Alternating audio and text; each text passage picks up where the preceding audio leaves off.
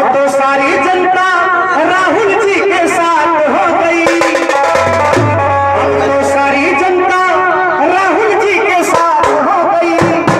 भारी वोटों से जीतेंगे पक्की बात हो गई। भारी वोटों से जीतेंगे पक्की बात हो गई।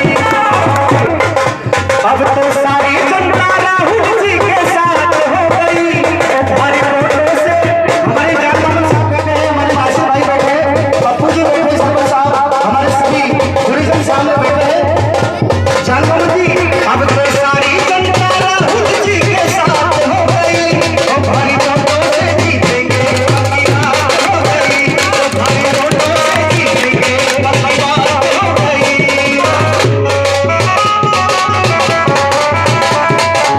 मेरे युवा साथियों के पास रोजगार नहीं था, चलने को रोड नहीं थे, पीने को पानी नहीं था। आज भी वही हालात है कि नहीं है? आज प्राइवेट अस्पतालों में जाना पड़ता है, प्राइवेट स्कूलों में जाना पड़ता है।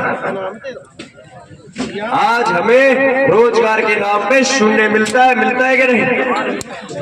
कांग्रेस कब से चिल्ला रही है कांग्रेस आएगी, रेल बदलाएगी, सीटी बजाएगी। बजी कांग्रेस ने सिर्फ एक काम किया, उन्होंने आप लोगों को ऐसा बहकाया है कि हम आपके साथ हैं, सदैव आपके साथ रहेंगे, मुसीबत में साथ रहेंगे। लेकिन मैं पूछना चाहता हूं, जो अभी नू दंगा हुआ था, क्या उसमें आप लोगों के साथ कोई दिखाई दिया? जिसकी आप लोगों ने पेटियां भर भर के भेजी थी, वो आया आप लोगों के बीच में? मैं कहना चाहता हूं कि हमारे साथ ये धर्म की राजनीति हो रही, बीजेपी उधर हिंदू हिंदू करती, कांग्रेस इधर मुस्लिम मुस्लिम।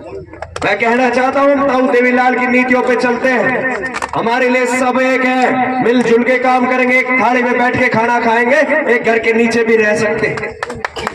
ये जो पार्टियां बांटने का काम कर रही है मेरे युवा साथियों, आप लोग समझदार हो।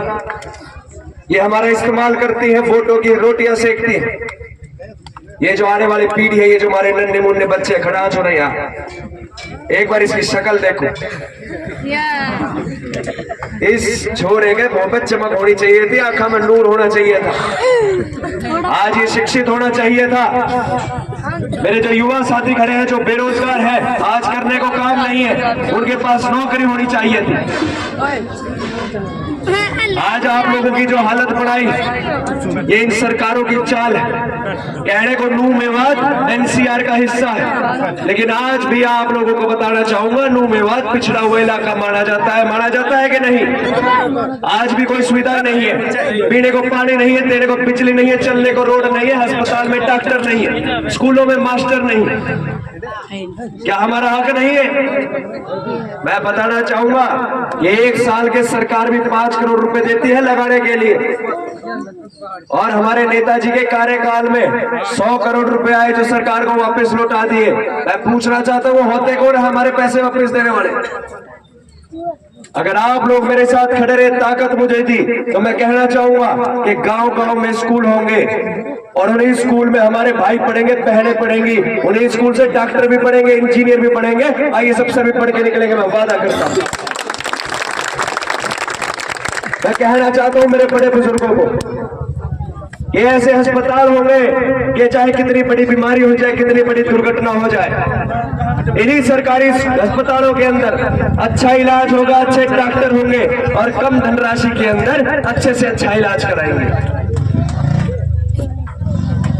ये कोई बहुत बड़ा काम नहीं है करने को, काम है तो यहाँ पे इंडस्ट्री लाए, रेल लाए, बड़ी योजना लाए, इन युवा साथियों के लिए रोजगार लेके आए, जिन पे कभी बात भी नहीं करते।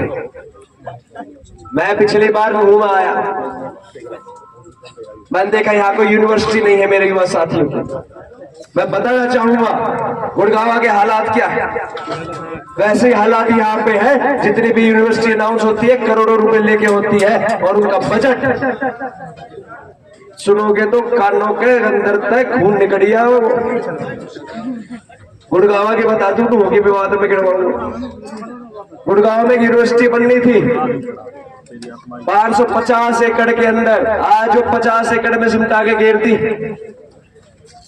जिसके नीचे बालक पढ़ रहे हैं, ऊपर चिनाई चल रही है। ऐसा तो गुड़गांव का हाल है। नूह में ये क्या करके दिखाएंगे? अब तो सारी जनता राहुल जी